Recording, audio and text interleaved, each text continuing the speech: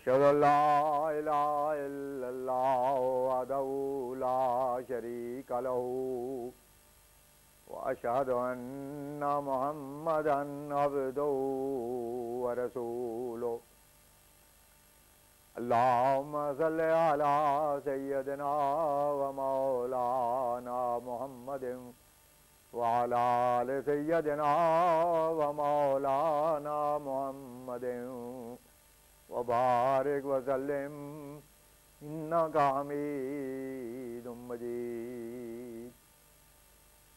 خاتم الانبیاء حضرت محمد مصطفیٰ احمد مجتبیٰ صلی اللہ علیہ وسلم کے غلام اور ہمارے امام بانی جماعت احمدیہ مسیح موعود و مہدی مسعود کے مقدس اور روح پرور ملفوظات۔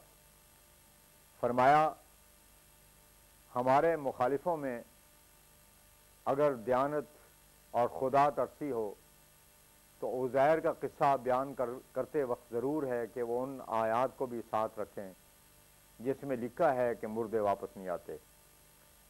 پھر ہم بطریق تنزل ایک اور جواب دیتے ہیں، اس بات کو ہم نے بیان کر دیا ہے، اور پھر کہتے ہیں کہ قصوں کے لیے اجمالی ایمان کافی ہے۔ ہدایات میں چونکہ عملی رنگ لانا ضروری ہوتا ہے اس لیے اس کا سمجھنا ضروری ہے۔ ماسوا اس کے یہ جو لکھا ہے کہ 100 برس تک مردہ رہے، اماتا کے معنی انام بھی آئے ہیں، اور قوت نامیہ اور حسیہ کے زوال پر بھی موت کا لفظ قرآن کریم میں بولا گیا ہے۔ بہرحال ہم سونے کے معنی بھی اصحاب کاف کے قصے کی طرح کر سکتے ہیں۔ اصحاب کاف اور عزیر کے قصے میں فرق اتنا ہے کہ اصحاب کاف کے قصے میں ایک کتا ہے اور یہاں ایک گدھا ہے، اور نفس کتے اور گدھے دونوں سے مشابہت رکھتا ہے۔ خدا نے یہودیوں کو گدھا بتایا ہے اور کتے کو بلم کے قصے میں بیان فرمایا ہے۔ معلوم ہوتا ہے کہ نفس پیچھا نہیں چھوڑتا، جو بے ہوش ہوتا ہے اس کے ساتھ کتا ہوگا یا گدھا۔ غرض دوسرے طریق پر جس کا ہم نے ذکر کیا ہے، اماتا کے معنی انامہ کرتے ہیں، اور ہم اس پر ایمان رکھتے ہیں کہ 100 برس چھوڑ کر کوئی 2 لاکھ برس تک سویا رہے۔ ہماری بات یہ ہے کہ روح ملک الموت لے جاوے پھر واپس دنیا میں نہیں آتی۔ سونے میں بھی قبض روح تو ہوتا ہے مگر اس کو ملک الموت نہیں لے جاتا، اور عرصہ دراز تک سوتے رہنا ایک ایسا امر ہے کہ اس پر قسم قسم کا اعتراض نہیں ہو سکتا۔ ہندوؤں کی کتابوں میں دم سادھنے یعنی حبس دم کرنے کی ترکیبیں لکھی ہوئی ہیں، اور جوگ ابھیاس کے منزلوں میں دم سادھنا بھی ہے۔ ابھی تھوڑا عرصہ گزرا ہے کہ اخبارات میں لکھا تھا کہ ریل کی سڑک تیار ہوتی تھی کہ ایک سادھو کی کٹیا نکلی۔ ایسا ہی اخبارات میں ایک لڑکے کی 20 سال تک سوتے رہنے کی خبر گشت کر رہی تھی۔ غرض یہ کوئی تعجب کی بات نہیں ہے کہ ایک آدمی 100 سال تک سویا رہے۔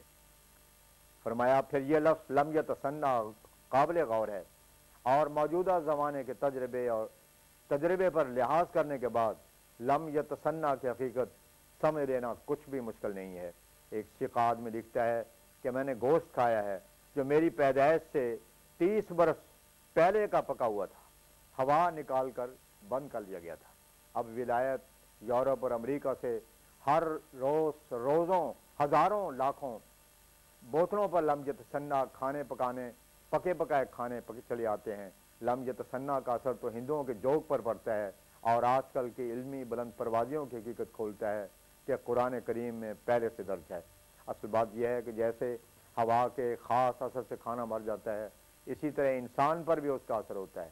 اب اگر خاص ترکیب سے کھانے کو اس ہوا کے اثر سے محفوظ رکھ کر زندہ رکھا جاتا ہے تو اس میں تعجب کی کون سی بات ہے؟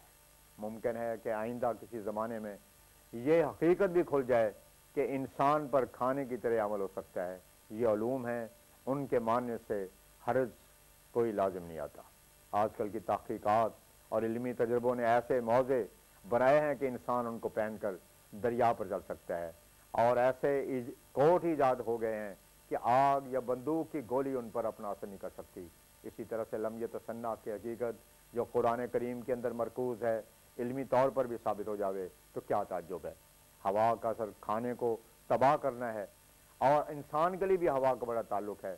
ہوا کے 2 حصے ہیں، ایک قسم کی ہوا اندر جاتی ہے جو اندر تازگی پیدا ہوتی ہے، دوسری دم کے ساتھ باہر آتی ہے جو جلی ہوئی متعفن ہوا ہوا کرتی ہے۔ غرض اگر لم یتصنع والی بات نکل آوے تو ہمارا تو کچھ بھی حرج نہیں، بلکہ جس قدر علوم طبی پھیلتے جاتے ہیں اور پھیلیں گے اسی قدر قرآن کریم کی عظمت اور خوبی ظاہر ہوگی۔ ہم تو آئے دن دیکھتے ہیں کہ ولایت کے پکے ہوئے شوربے اور گوشت ہندوستان میں آتے ہیں اور بگڑتے نہیں ہیں، ولایتی ادویات ہزاروں میل سے آتی ہیں اور مہینوں برسوں پڑی رہتی ہیں، خراب نہیں ہوتی۔ مجھے ایک شخص نے بتایا کہ اگر انڈے کو سرسوں کے تیل میں رکھ چھوڑیں تو نہیں بگڑتا۔ اس طرح پر ممکن ہے کہ انسان کے شباب اور طاقتوں پر بھی اثر پڑے۔ بعض مسلمانوں نے بھی دم سادنے کی کوشش کی ہے۔ خود میرے پاس ایک شخص آیا اور اس نے کہا کہ میں دن میں 2 بار سانس لیتا ہوں، یہ عملی شہادت ہے کہ ہوا کو سڑنے میں دخل ہے۔ اس قسم کی ہوا سے جب بچایا جاوے تو انسان کی عمر بڑھ جاوے تو کیا حرج ہے، اور ان کا بڑھنا مان لیں تو کیا حرج ہے۔ قاعدہ کی بات ہے کہ جس قدر حکمتیں ایجاد ہوتی ہیں یا تو طبی طور پر خدا نے قاعدہ رکھا ہوا ہے یا عناصر کے نظام میں بات رکھی ہوئی ہوتی ہے۔ کوئی محقق دیکھ کر بات نکالتا ہے، ہم کو اس پر کوئی بحث نہیں ہے۔ ہمارا تو یہ مذہب ہے کہ علوم طبی جس قدر ترقی کریں گے اور عملی رنگ اختیار کریں گے، قرآن کریم کی عظمت دنیا میں قائم ہوگی۔